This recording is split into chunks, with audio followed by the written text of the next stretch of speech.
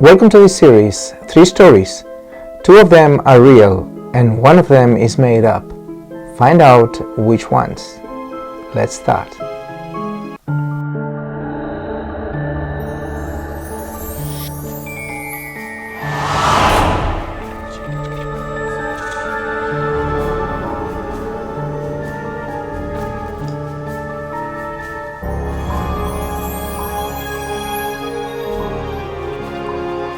Emily lived with her parents in a normal but yet nice house on the outskirts of the city.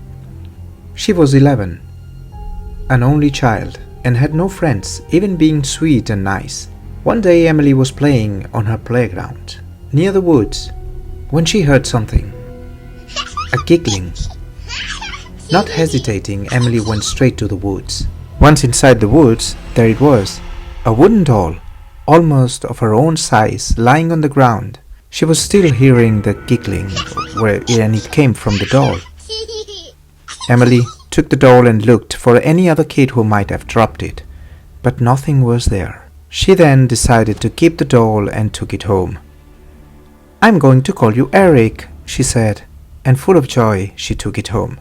When her parents, Juliet and John, saw after seeing her daughter so happy, they too accepted Eric as a new toy for Emily. Some days passed.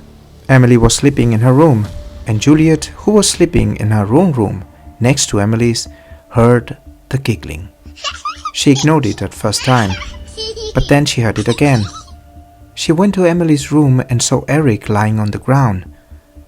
She took the doll and placed it on the chair where it's supposed to be. She then kissed Emily and went out. She maybe took 2 steps when the giggling reappeared. This time it was even clearer, the giggling of a boy. She turned again and went to Emily's room where the voices were coming from. When she opened the door, she saw Eric at the window. Juliet was surprised and afraid at the same time. On the other side, Emily woke up too. Both of them saw Eric turning his head towards Juliet and changing the expressions of its face. Both of them got terrified and screamed. John, who was sleeping, came running from his room. All 3 were together now. Eric kept changing the expressions of its face, and then he jumped from the window to the chair again. All 3 were so terrified that they ran. They went out of the room and locked it from outside. The next day, Juliet and John approached the church and some paranormal activists. They came to the house and took the doll to an unknown place.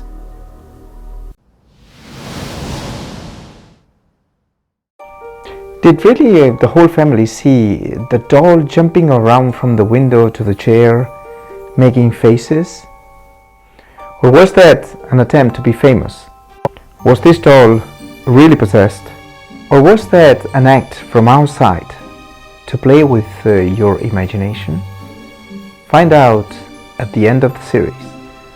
What would happen if you get in love with a piece of art to later find out that that piece of art will devastate and set fire on your house?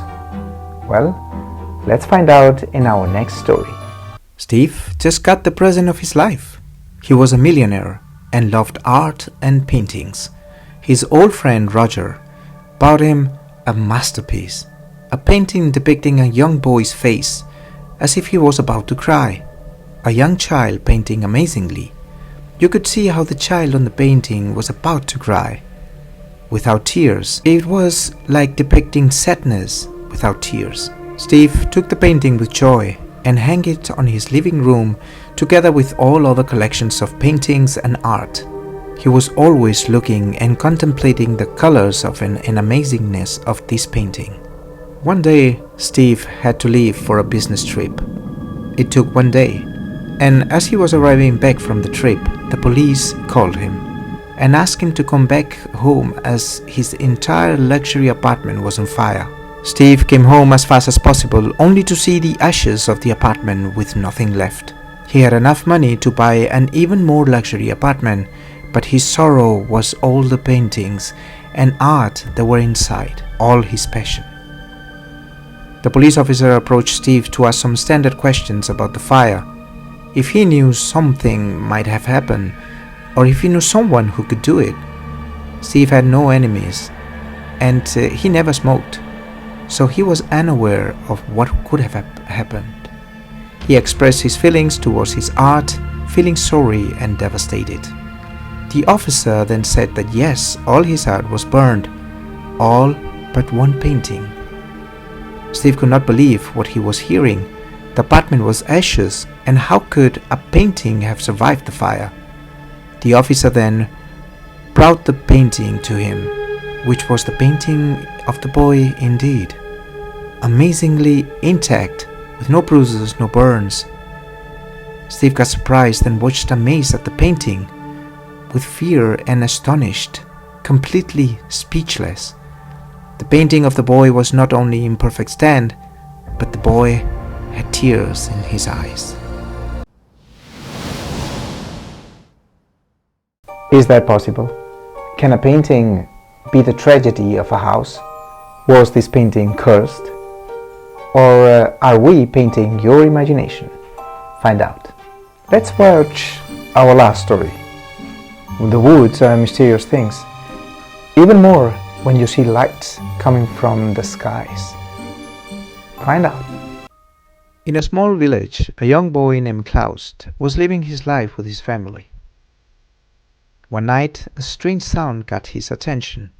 He was sleeping and got up because of the weird sound that came from the woods nearby. He looked out from his window and saw some lights falling from the sky on one particular spot in the woods. Klaus was the only one awake and did not want to disturb any other of his family members. He took his lantern and the red scarf his brother had given him as a present and went directly to the woods to see what was falling from the skies. Klaus arrived at the spot. It looked like the center of the woods.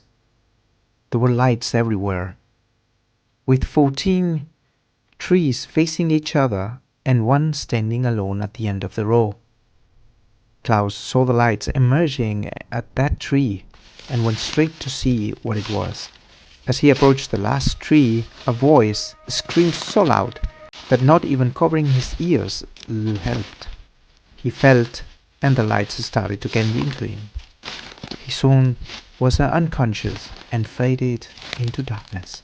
The next day, his whole family started searching the woods looking for Klaus, and soon the whole village started the search. Dave, his younger brother, found the spot where the 15 trees were, only to find 16 trees this time, all facing each other and standing in a row.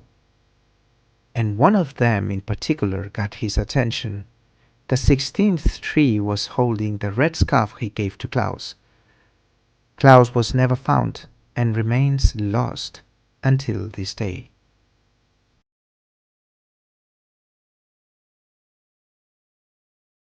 What do you think? Were those UFOs? People coming from another planet? Trying to get Klaus? Where did he go? And why was the scarf left behind? Mysteries in the woods and in the tree.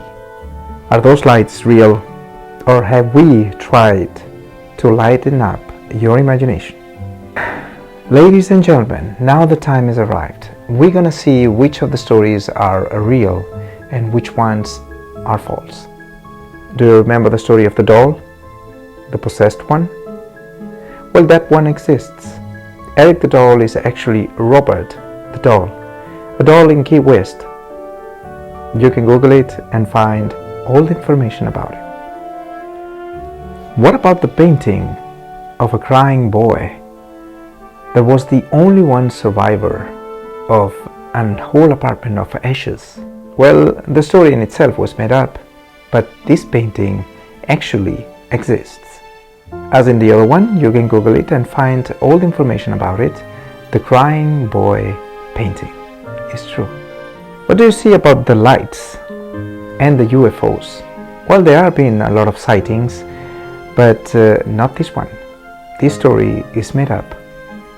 I hope you enjoyed the series and these 3 stories. We are coming up with many more, Please subscribe and like our video, and see you on the next one.